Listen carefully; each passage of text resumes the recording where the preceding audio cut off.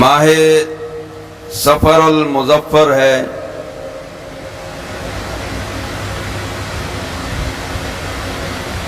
اس ماہ کے اندر بے شمار اولیاء کرام کے سالانہ آراس ہوتے ہیں، تو اس مناسبت سے ہم نے مقام اولیاء اپنی گفتگو کا عنوان منتخب کیا ہے۔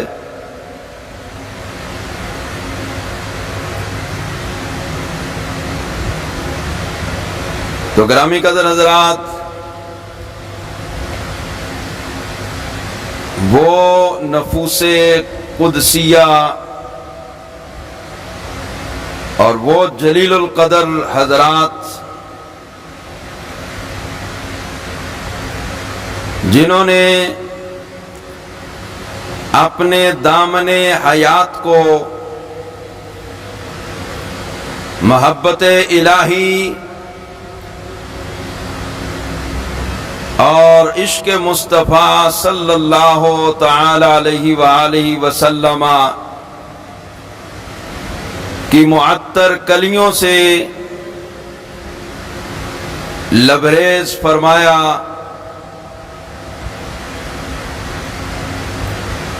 اور وہ حضرات جن پر اللہ پاک کی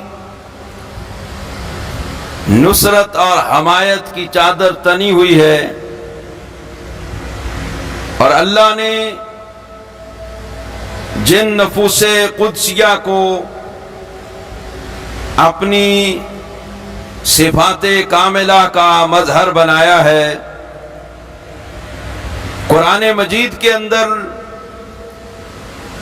اللہ پاک نے ان کو مختلف ناموں سے یاد فرمایا ہے۔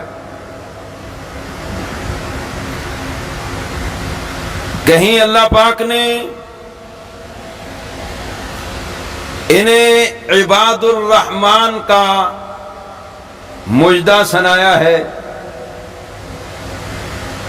بندے تو سارے اللہ کے ہیں، لیکن کچھ خاص بندے بھی ہوتے ہیں۔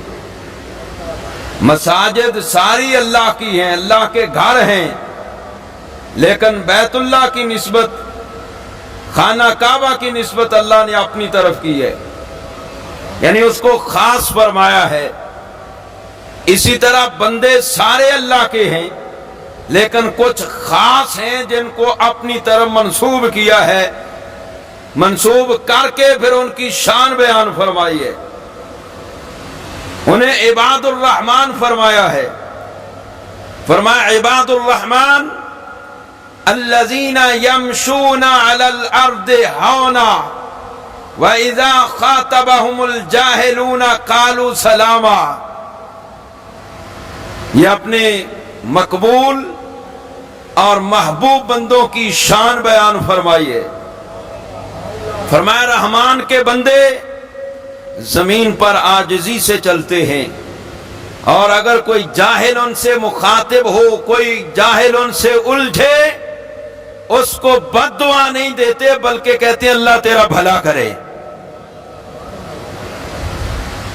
کہیں تو اللہ پاک نے ان نفوس قدسیہ کو، ان برگزیدہ ہستیوں کو عباد الرحمن کہا ہے، اور کہیں اللہ پاک نے ان کو خیر البریہ کہا ہے۔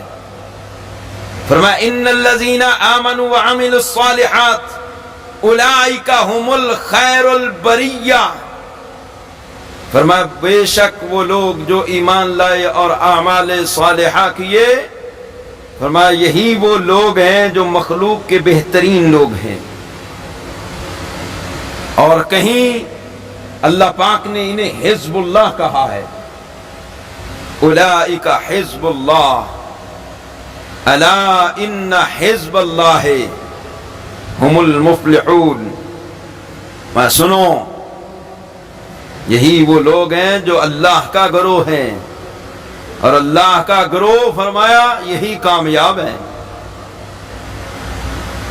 کہیں اللہ پاک نے ان پیاروں کو حزب اللہ کہہ دیا ہے، اور کہیں پر قرآن مجید کے اندر اللہ پاک نے ان کی یہ شان بیان کر دی کہ اولئک کتب فی قلوبہم الایمان، یہی وہ لوگ ہیں اللہ پاک نے جن کے دلوں پر ایمان کو منقش کر دیا ہے، اور کہیں پر انہیں اصحاب الیمین کہا گیا ہے، وَأَصْحَابُ الْيَمِينِ مَا أَصْحَابُ الْيَمِينِ،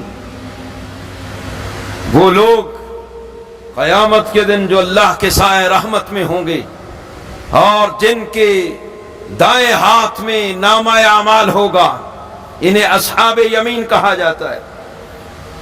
نیک لوگوں کو اللہ پاک نے کہیں اصحاب الجنہ کہا ہے، اولئک اصحاب الجنۃ ہم فیہا خالدون، یہی جنتی ہیں اور ہمیشہ رہیں گے۔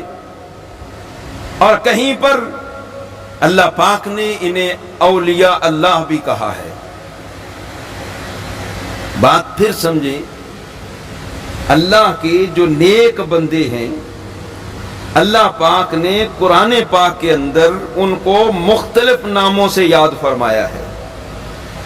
خیر البریہ ان کا لقب، اصحاب الیمین انہیں کہا، اصحاب الجنہ انہیں کہا، مفلحون انہیں کہا، متقون انہیں کہا، اور صالحین بھی انہیں کہا،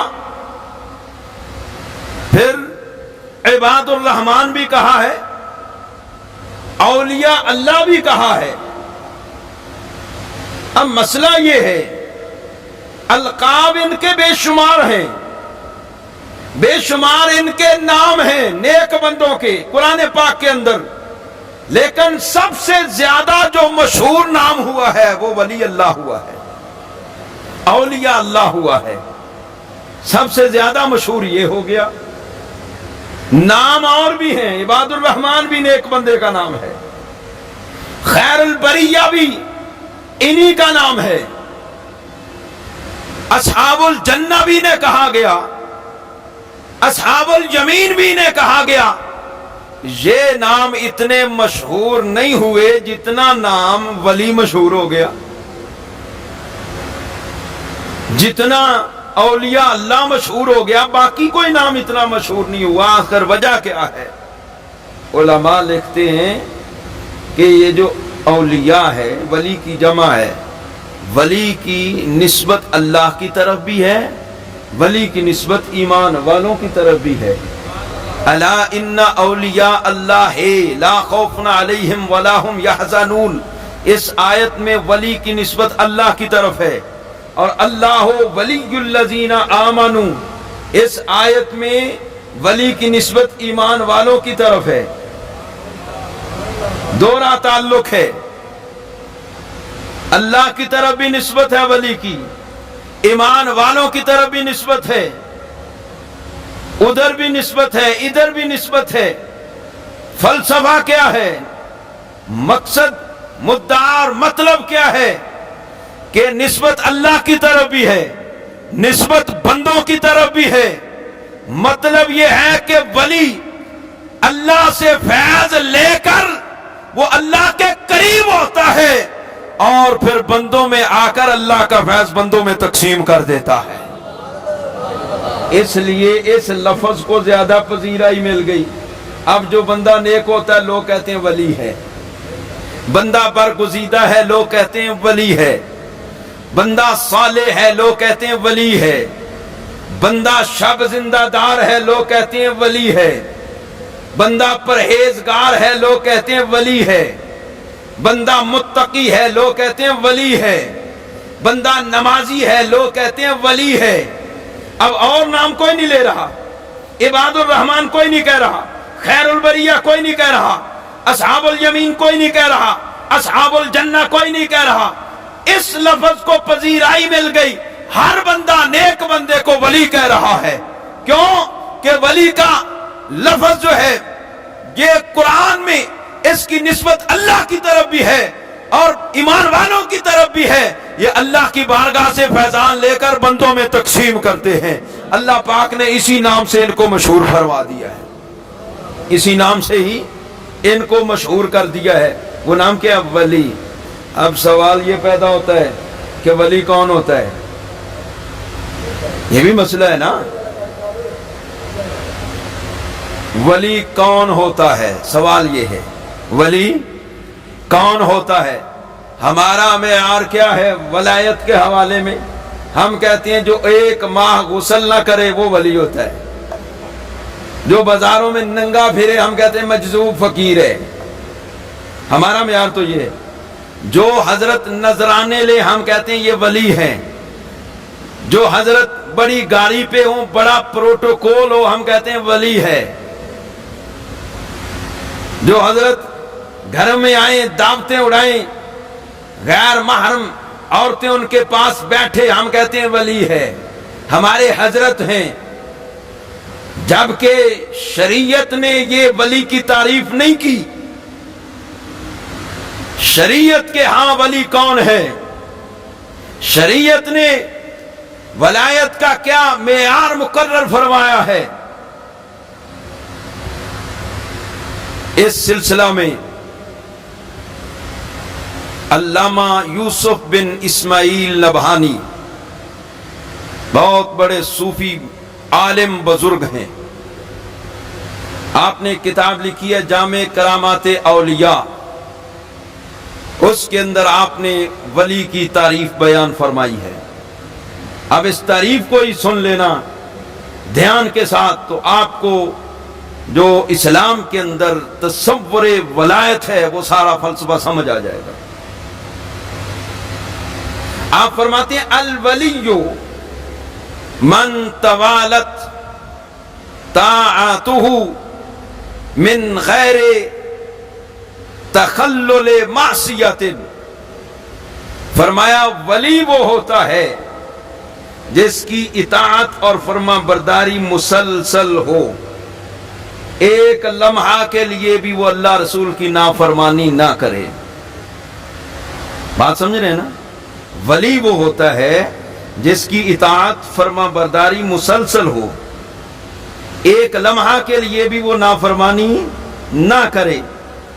اطاعت میں مسلسل وہ اپنی زندگی گزار رہا ہو, اس کے اندر تسلسل ہو, کبھی بھی وہ نافرمانی نہ کرے, تو وہ ولی ہے. یعنی بندہ اللہ کے احکام پر کاربند ہے, سنت مطہرہ کا پابند ہے, شریعت کہتی ہے یہ ولی ہے. اگر کوئی بندہ سنت کا تارک ہے, خواہ وہ کتنی بڑی گدی کا سجادہ نشین ہو, وہ سجادہ نشین تو ہو سکتا ہے, ولی اور فقیر نہیں ہو سکتا. ولی اور فقیر وہ ہوتا ہے جو مسلسل اللہ کی فرما برداری کرے, اللہ کے رسول صلی اللہ علیہ وآلہ وسلم کی اتباع میں زندگی گزارے.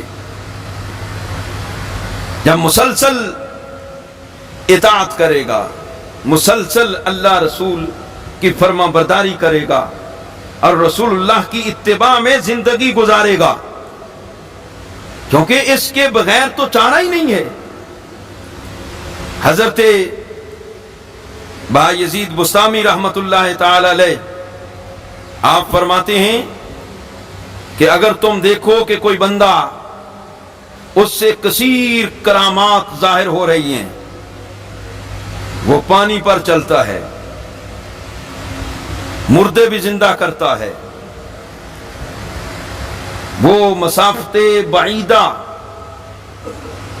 تھوڑے سے وقت میں طے کر لیتا ہے, یہاں تک کہ زمین و آسمان کے درمیان فضا کے اندر وہ 4 زانو ہو کر بیٹھا ہوا ہے. فرمایا کہ اگر وہ شریعت مصطفیٰ کا تارک ہے, بے شک اس سے یہ کمالات سارے ظاہر ہو رہے ہوں, سرکار کی ایک بھی سنت کا وہ بندہ تارک ہے, تو آپ فرماتے ہیں دھوکہ نہ کھا جانا، وہ اولیاء اللہ میں سے نہیں ہے بلکہ اولیاء شیطان میں سے ہو سکتا ہے، کیونکہ ولی وہ تو رسول اللہ کی ایک سنت کو بھی ترک نہیں کرتا، اور اتباع رسول کے بغیر تو بندہ مقام ولایت کو پہنچ ہی نہیں سکتا۔ حضرت جنید بغدادی فرماتے ہیں سارے راستے بند ہیں،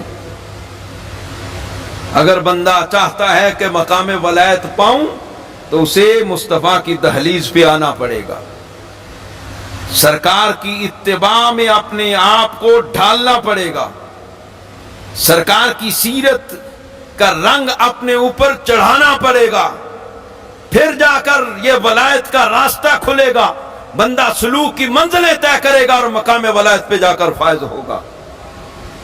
اتباع رسول کے بغیر اگر کوئی بندہ دعوی ولایت کرتا ہے وہ خود دھوکہ دے رہا ہے، اور اگر کوئی لوگ اس کو مان رہے ہیں تو وہ دھوکے میں ہیں،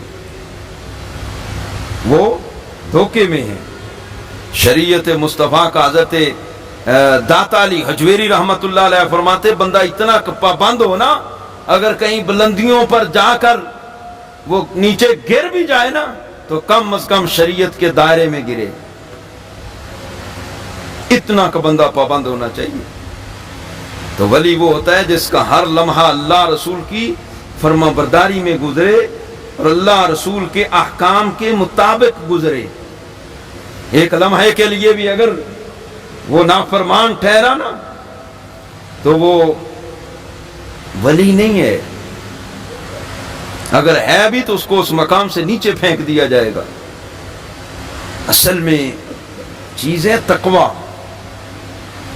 تو تقوی بندے کو تب ہی حاصل ہوتا ہے جب بندہ اپنی زندگی کے شب و روز اللہ رسول کی مرضی کے مطابق گزارتا ہے،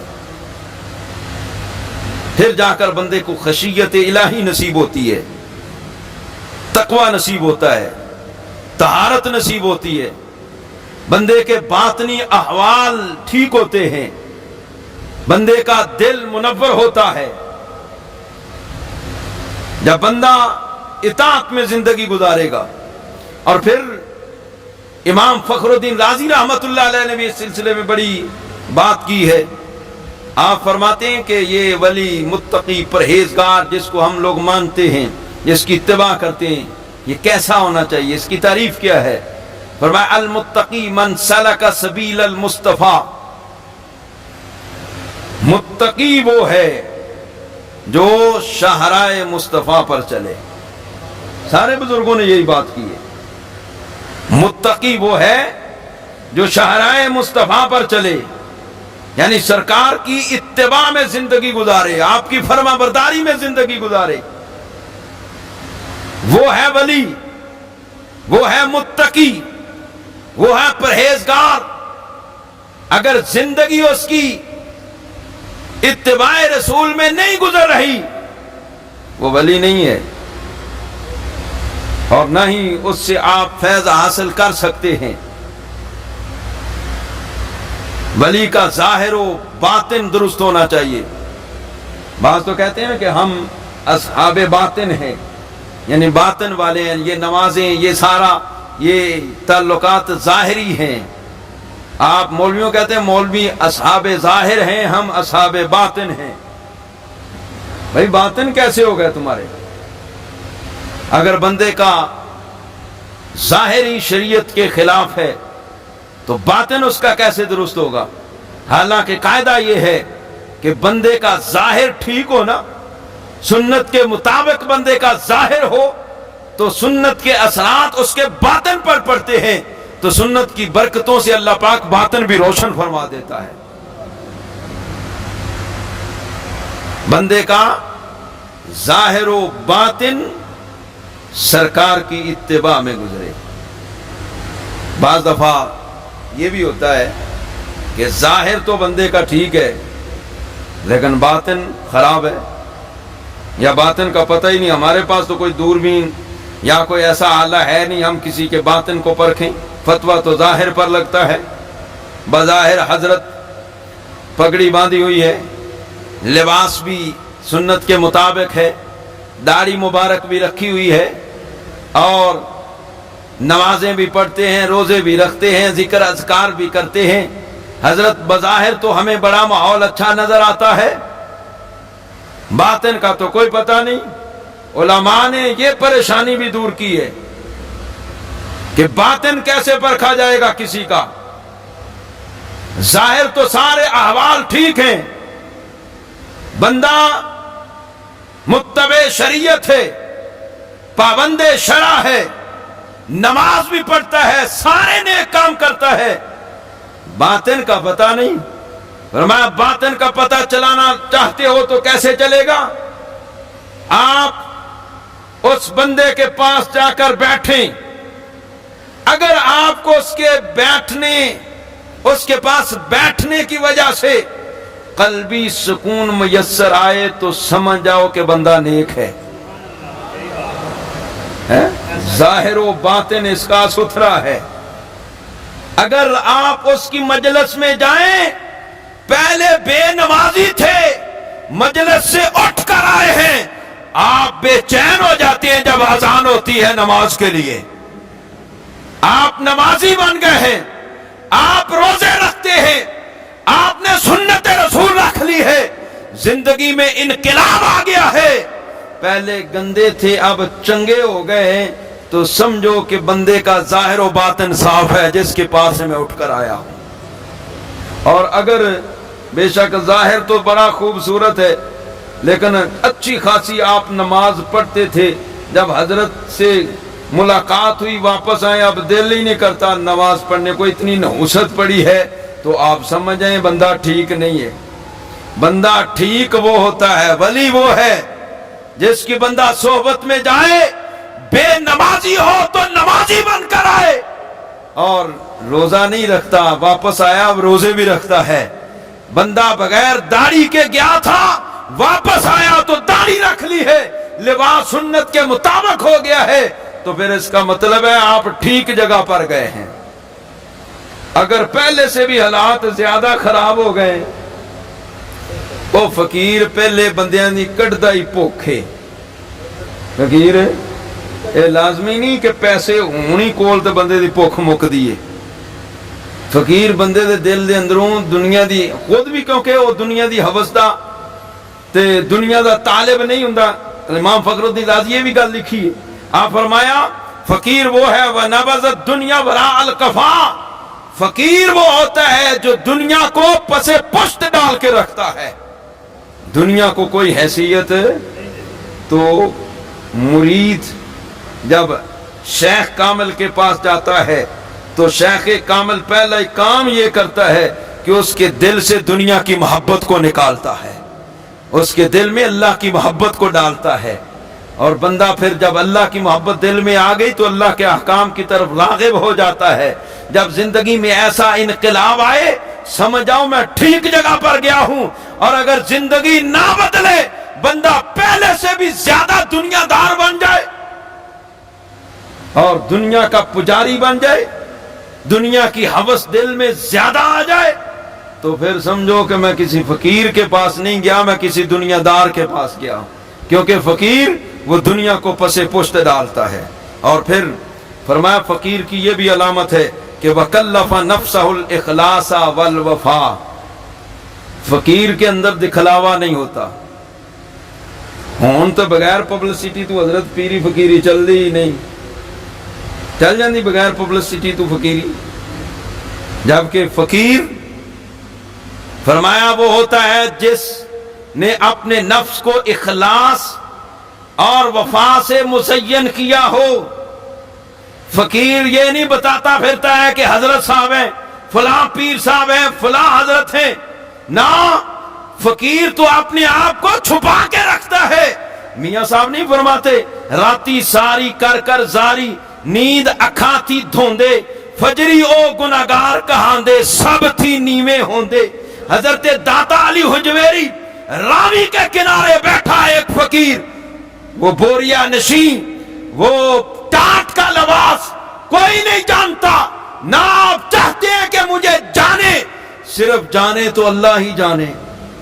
فقیر نے اللہ سے لو لگائی ہوئی ہے، اللہ کے ساتھ اتنا مخلص ہے، جب دنیا سے گیا ہے تو اللہ نے اس کو چھپنے نہیں دیا، بلکہ آج بھی رات کے 4 بجے چلے جائیں آپ کو داتا کے دیوانے قرآن کی تلاوت کرتے ہوئے نظر آئیں گے۔ کیوں؟ انہوں نے اپنے نفس کو اخلاص کے ساتھ مزین کیا تھا۔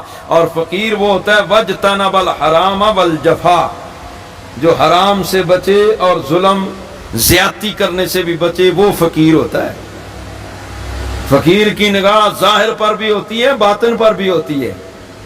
ان تائیں تو فقیران دیا دعاواں بھی اثر کوئی نہیں رہا، ساسا کڑا مال انہوں نے صحیح کھونے، مولوی صاحب دعا کرے ہو، مولوی صاحب دعا تو کیتی ہے پر کوئی نہیں، مولوی بھی تو تساں دا دیتا ہے لنگر کھادا ہے نا۔ تو فقیر جڑا ہے او ایویں نہیں کسے کو شے لیندا، او شے دا ظاہر بھی ویکھدا ہے تے باطن بھی ویکھدا ہے۔